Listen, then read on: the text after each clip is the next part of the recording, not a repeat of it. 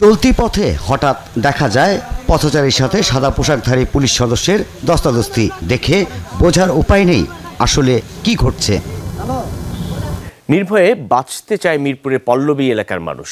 কিশোর gang Ashiq বাহিনীর প্রধান আশিক ও তার সহযোগীদের তাণ্ডবে অতিষ্ঠ স্থানীয়রা। সম্প্রতি আসসালামু আলাইকুম রিয়াজ, সবাই কেমন আছেন? আশা করি অনেক ভালো আছেন। দর্শক শ্রোতা, শুরু থেকে একটি ভিডিও ক্লিপের অংশে দেখেছেন, সম্পূর্ণ ভিডিও আপনাদের আজকে দেখাবো।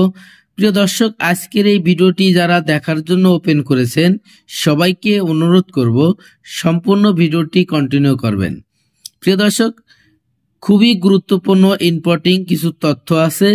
আমাদের প্রতিদিনের চলার পথে এমন কিছু ঘটনা আপনার আমার সাথে সবার সাথেই হতে পারে। অতএব সবাই সতর্ক, যার যার নিজ থেকে নিজ দায়িত্ব নিয়ে সতর্কতা অবলম্বন করবেন। প্রিয় দর্শক, বিশেষ করে পুলিশ প্রশাসনের থেকে। দর্শক শ্রোতা, রাজধানী ঢাকা থেকে একটি পথচারীকে সাধারণ জনগণের মাঝখান দিয়ে হেঁটে যাচ্ছে, ওখানে হাজার হাজার মানুষজন চলাফেরা করতেছে। তার ভিতরে সেই পথচারীকে ধরে তার পকেটে যে সিভিল ড্রেসে যে সমস্ত লোকজনকে দেখেছেন, এরা কিন্তু আইনের লোক এবং পুলিশ প্রশাসনের লোক, যারা সিভিল ড্রেসে এই আসামিকে ধরতে আসছে। সবচেয়ে গুরুত্বপূর্ণ যে কথাটি, উনি কোনো আসামি না, তার নামে কোনো ওয়ারেন্ট নাই, তার নামে কোনো মামলা নেই, অথচ তাকে সন্দেহ ভাবে পুলিশ তাকে 4-5 জন মিলে কিভাবে ধরছে, কেমন যেন সে বাংলাদেশের একজন কুখ্যাত কোনো সন্ত্রাসী। প্রিয় দর্শক, যে কথাটি বলতে চাই আপনাদের সাথে, পুলিশ প্রশাসন যখন ধরছিল তখন কিন্তু সাধারণ জনগণ আশেপাশে ছিল, কিন্তু কেউ কোনো প্রতিবাদ করে নাই। কারণ পুলিশের কাজ পুলিশে করবে, আর সাধারণ জনগণ সেখানে বাধা দেওয়ার মতো কোনো এখতিয়ার নাই। সাধারণ জনগণ বাধা দিতে পারে না, কিন্তু পুলিশের যে আইনি প্রতিক্রিয়া আছে সেটা তারা করতে পারে। এটা স্বাভাবিক, কারণ যে কোনো লোকেরকে পুলিশ চার্জ করতে পারে, পুলিশ তল্লাশি করতে পারে, এটাও ঠিক আছে। আইনানিকভাবে এগুলো তারা পারে, তাদের সংবিধানে আছে। দর্শক শ্রোতা, কোন সংবিধানে আছে যে পুলিশের পকেট থেকে পুলিশ নিজে কোনো মাদকদ্রব্য সাধারণ জনগণকে ফাঁসানোর জন্য একজন আসামিকে জোর করে ধরে, তাকে সাধারণ জনগণ, একজন পাবলিক তাকে জোর করে ধরে তার পকেটের ভিতরে কিছু একটা দিয়ে, নেশাদ্রব্য দিয়ে তাকে আইনি প্রতিক্রিয়া কিভাবে ফাঁসানো যায়, এই রে কোন সংবিধানে আছে? অবশ্যই আজকে এই ভিডিওগুলো আপনারা যারা দেখতে ওপেন করেছেন সবাইকে অনুরোধ করব সম্পূর্ণ ভিডিওটি আপনারা দেখে আপনাদের মূল্যবান মতামত কমেন্টে জানাবেন। দর্শক শ্রোতা, এই ভিডিওটি কিন্তু গত কিছুদিন আগের এই ভিডিও, আর এই ঘটনাটি ঘটেছে মিরপুর এলাকাতে।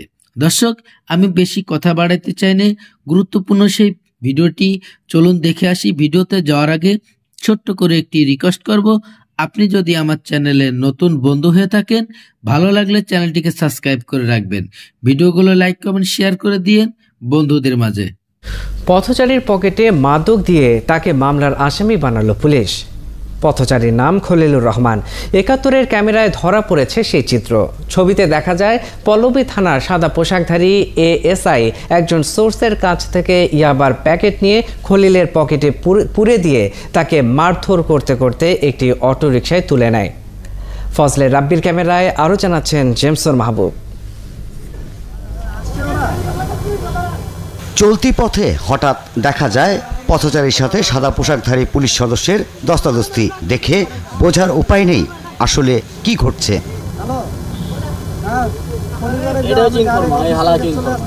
কিছুক্ষণ পর পুলিশ জানায় তারা খলিলুর রহমান নামের একজন চিহ্নিত মাদক কারবারিকে ধরেছে, যার কাছে 135 পিস ইয়াবা পাওয়া গেছে। কিন্তু ৭১-এর ক্যামেরায় ধরা পড়ল অন্য চিত্র। ছবিতে দেখা যাচ্ছে ধস্তাধস্তির এক পর্যায়ে রুবেল নামের পুলিশের একজন কথিত সোর্স একটি প্যাকেট দেয় এএসআই মাহবুবুল আলমকে।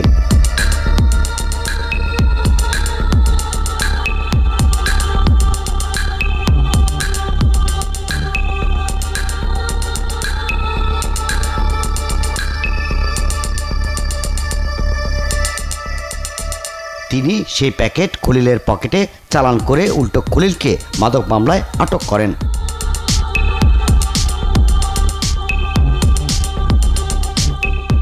যদিও খলিলুরের দাবি তার কাছে কোনো মাদক ছিল না। আমার কাছে নাই তো, আমি ও কই ভাই, এই রুবেল দিগাও আসো আসো আসো আসো আমার সাথে।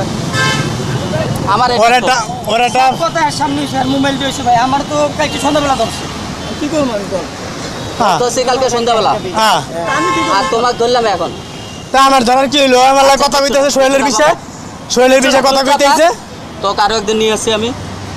তোর বাড়ি কোথায়? ওকে নিয়মিত বাড়ি কোথায়? তোর বাড়ি আগে আমার ওরা ভাষাই দিছিল একবার। আচ্ছা তোর বাড়ি স্যারের কাছে। পরে এএসআই মাহবুবুল আলম দাবি করেন কয়েকদিন ধরেই খলিলুরকে ধরতে তারা অভিযান চালিয়ে আসছিল। সবশেষ খিলক্ষেত এলাকায় তাকে ধরতে সক্ষম হয়। উদ্ধার হয় 135 পিস ইয়াবা।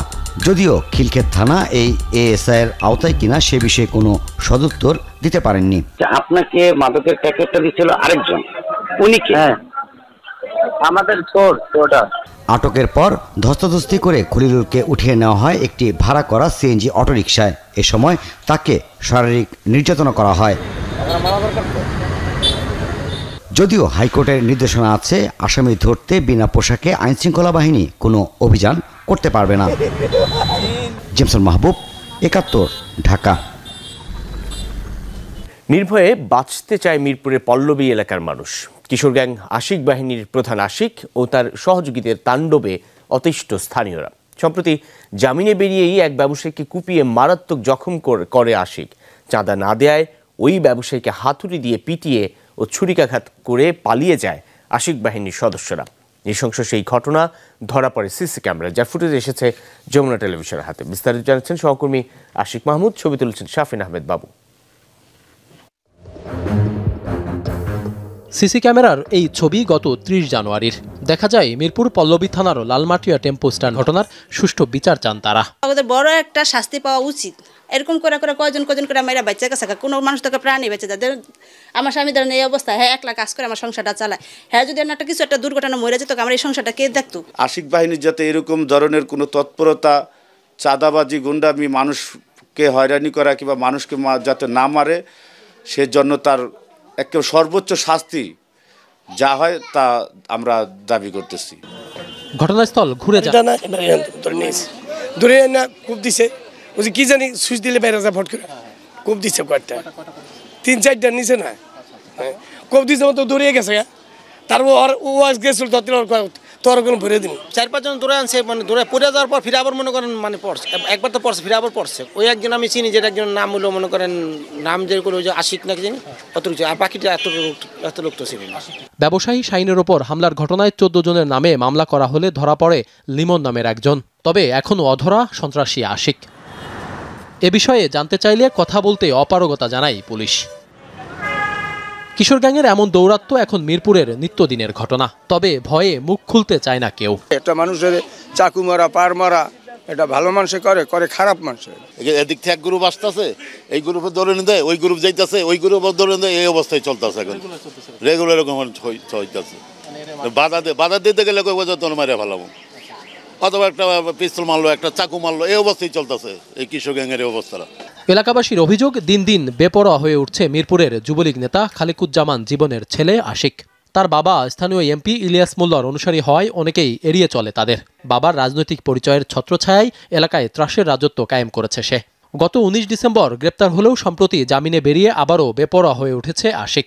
তাই দ্রুতই তাকে গ্রেপ্তার করে কঠোর শাস্তির দাবি জানিয়েছেন স্থানীয়রা। কিশোর গ্যাং এ যেন মূর্তিমান এক আতঙ্কের নাম। তাদের যন্ত্রণায় এখন ঘুম হারাম মিরপুরবাসীর। ছিনতাই, চাঁদাবাজি, হত্যা এ যেন নিত্যদিনের ঘটনা। এখন প্রশ্ন হচ্ছে, রাজনৈতিক মদদে গড়ে ওঠা এসব কিশোর গ্যাংয়ের দৌরাত্ম্য থামাবে কে?